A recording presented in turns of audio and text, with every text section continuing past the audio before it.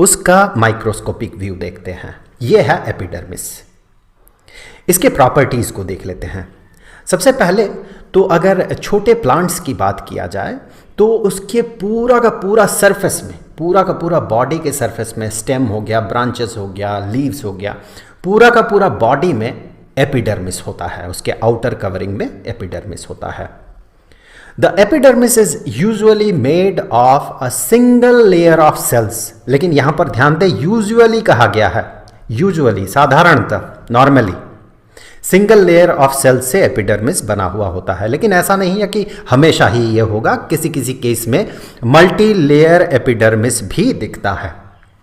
Next, most epidermal cells are relatively flat. बहुत ही flat, पतला सा सेल्स होता है ये।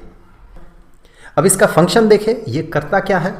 It gives protection. ये प्रोटेक्ट करता है एक्सटर्नल एनवायरनमेंट से, जैसे कि हमने बात किया था। It gives protection against water loss, ताकि पेड़ के बॉडी से वाटर लूज ना कर जाए, बाहर ना निकल जाए, क्योंकि पानी, वाटर जो है इसके लिए बहुत ही क्रूशियल है। तो ये वाटर लूज ना कर दे ये, इसीलिए इसके आउटर सरफेस में एपिडर्मिस होता है। तो एपिडर्मिस इसे प्रोटेक्ट करता है against water loss. Mechanical injury से भी इसे प्रोटेक्ट करता है, और पैरासाइटिक फंगाई जो है उसके इन्वेशन से भी, उसके अटैक से भी इसे प्रोटेक्ट करता है।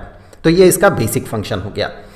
Sales of epidermal tissue form a continuous layer without intercellular spaces. अभी यहां पर इस फिगर में देखें, ये एक सेल है, ये एक एपिडर्मल सेल है, और ये भी एक एपिडर्मल सेल है। तो दो नेबरिंग एपिडर्मल सेल्स के बीच देखें, यहाँ पर किसी भी तरह का इंटरसेल्यूलर स्पेस यहाँ पर नहीं है, बिल्कुल एब्सेंट है इंटरसेल्यूलर स्पेस।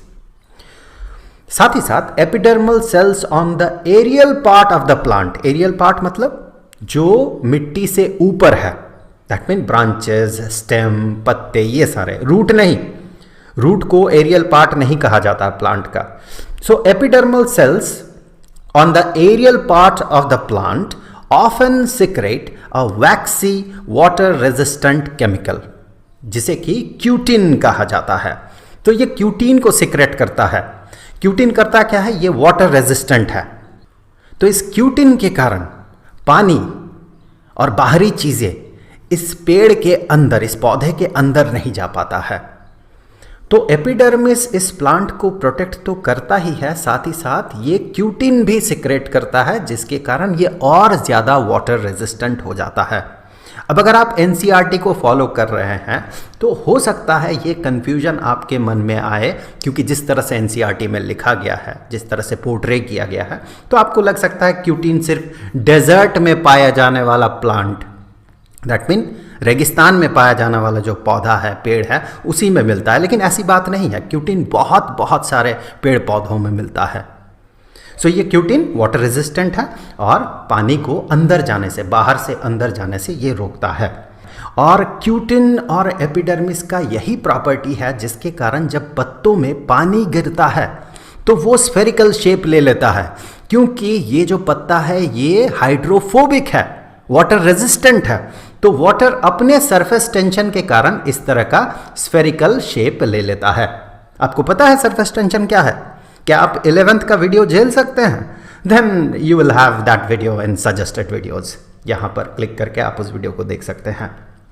ओके, आगे बढ़ते हैं। अब एक इंपॉर्टेंट पॉइंट जिस पे कि हमने बात किया, उस पॉइंट को देखते हैं कि cells of epidermal tissue form a continuous layer without intercellular spaces. कोई स्पेस नहीं है बीच में, कोई गैप नहीं है। अगर ऐसी बात है तो फिर प्लांट्स गैसेस का एक्सचेंज एनवायरनमेंट के साथ कैसे करता है? इसे कार्बन डाइऑक्साइड इनटेक करना है और इसे ऑक्सीजन बाहर भेजना होता है, और साथ ही साथ ये ट्रांसपायर भी करता है। ट्रांसपायर मतलब वाटर वेपर, वाटर वेपर को छोड़ देना, दिस इज ट्रांसपीरेशन। तो ये जो प्रोसेसेस है, exchange of gases and transpiration, ये करता कैसे है? क्योंकि एपिडर्मल टिश्यू जो कि इसके आउटर मोस्ट लेयर है, उसमें तो कोई भी गैप नहीं है, कोई भी इंटरसेल्यूलर स्पेसेस नहीं है, तो करेगा कैसे ये काम? इसके लिए इसके पास एक बेहतरीन सिस्टम होता है। यहां पर आप गौर करें, इस जगह पे आप गौर करें, यहां पर आपको पोर्स जैसा दिख रहा है। इन पोर्स को स्टोमेटा कहा जाता है। स्मॉल पोर्स, एपिडर्मिस में स्मॉल पोर्स रहता है, लीव्स में, खासकर पत्तों में, जो कि नेसेसरी होता है फॉर एक्सचेंजिंग गैसेस विद